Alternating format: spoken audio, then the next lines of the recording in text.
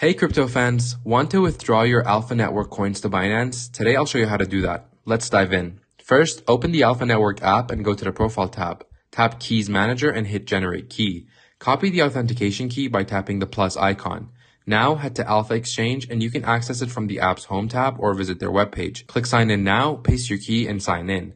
Step 3, on Alpha Exchange, go to the Sell tab, enter the amount of Alpha coins you want to sell, and then click Sell.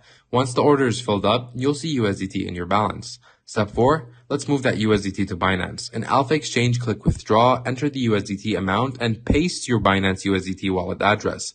Double check it's on the BEP20 network to avoid losses. Hit Withdraw. Step 5, just log into Binance, go to the wallet, then Fiat and Spot, and check your USDT balance. It may take a few minutes to process. That's it guys, you've withdrawn Alpha Network coins to Binance. Pro tip, always verify the wallet addresses and networks and complete KYC on both platforms to avoid issues. For more crypto tips like this one, like and subscribe.